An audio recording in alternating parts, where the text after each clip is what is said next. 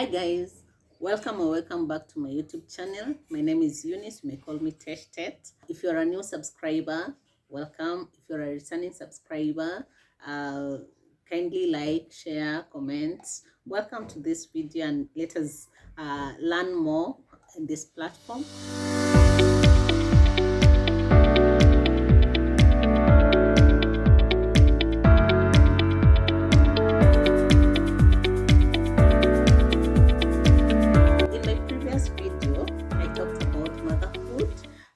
The expectation versus reality, and in that video I talked about what I expected, which was a vaginal birth, and then I got a reality of a C-section. If you haven't watched that video, I'll link it down in the description box. Kindly go and watch so that you are able to understand what we are talking about today.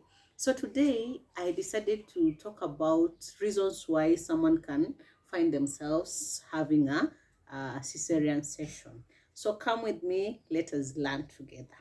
So reason number one, and this is my experience and what I've researched. So reason number one that can make a patient or a mom to be to undergo a CS is prolonged labor. So from my experience, I had prolonged labor. My water broke at home. Labor didn't peak. I was rushed to the hospital at midnight. Labor didn't peak. So the following morning, I was induced at about 8. So I labored up until 9:30, and labor was not progressive. So, and having had that long labor, then my doctor decided that I should be rushed for an emergency CS, because now the time that water broke and the time that I was still laboring and it was not progressing well, that is what led to me having a CS. Number two is abnormal positioning. So if we are looking at abnormal positioning, what we mean is that the baby might not have engaged properly. And what do we mean by engaging properly? We mean that the head should be first at the birth canal. So any other position that head is not first is determined as a breech position.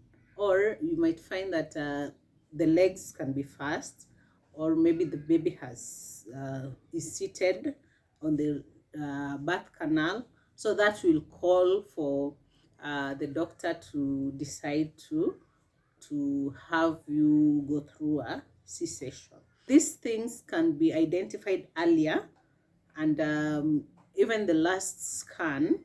So pay visits to your gyna every other time, especially towards your due date, for them to know now which one you are supposed to undergo, whether a vaginal birth or a C-section. The baby might have some form of distress. That is, we are calling it a fetal distress, in that now the baby you have.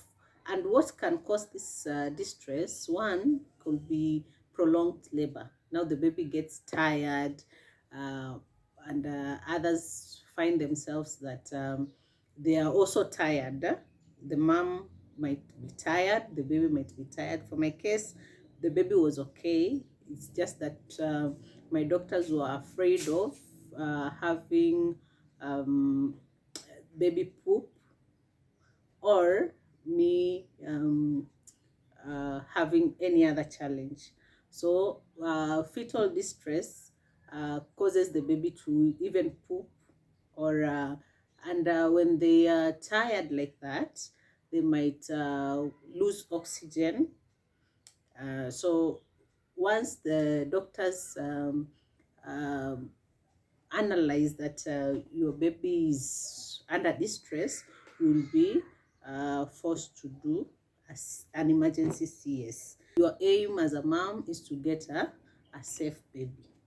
The fourth point is that some babies might have birth defect, and this as well can be identified earlier on through scan.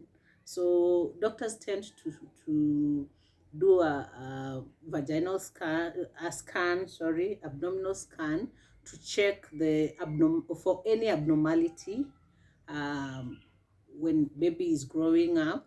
So they might identify different forms of abnormalities. Some serious abnormalities could be the fluid packed in the brain.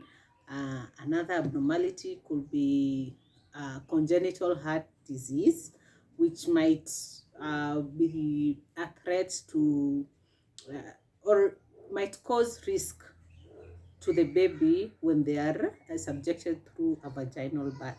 So to avoid such complications, the doctors might decide to do a C-section. Another thing that can cause, I was talking of 8 points, now point number 5 is that you as a mother, you might be having some chronic health diseases like high blood pressure, herpes. You might have HIV and AIDS. You might have congenital diabetes, which comes with pregnancy. So the doctor might decide to do a C-section to help the baby and the mother to be safe. Point number 6, we might have cord prolapse. Cord prolapse is when the umbilical cord slips through the cervix before the baby is born. So it might slip and get out of the cervix, and this can cause the baby to have less oxygen supply to the brain. And once the baby does not get enough brain, that is where you find that someone has gotten stillbirth, or maybe they have some kind of immediately the baby is born, they take some few minutes and then baby doesn't respond. When the doctor realizes that you have a cord prolapse, they will send you very fast to an emergency CS, or they might plan that you have that CS so that you don't get to the agony of labor pains prior to it. And then others might experience some placenta issues. In my previous pregnancy, I was told I had placenta previa, and then the placenta was low-lying. So placenta issues could be that placenta is low-lying at the cervix, or it has blocked the cervix, so you can't have a vaginal birth.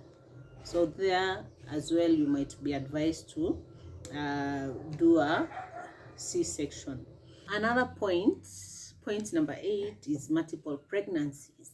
So with multiple pregnancies, that is a mother might be carrying more than one baby. And I do understand that some mothers might be able to do vaginal birth with multiple pregnancy, but others might be told to do a C-section. Why? Because maybe one of the baby might be breech. With multiple pregnancy, you might have several long labor, which might be a hindrance to you progressing well in pregnancy, and the babies might be tired. One of the baby might be in a breech position. So those are some of the reasons under multiple pregnancy that one can be told to undergo a C-section. So essentially what I'm trying to say is that we have more than we have several reasons as to why someone can be sent to do a C-section. So maybe if you have had others that I've not mentioned, kindly comment on the comment section, and Let's look forward for our next video. Thank you for listening. Bye. See you then.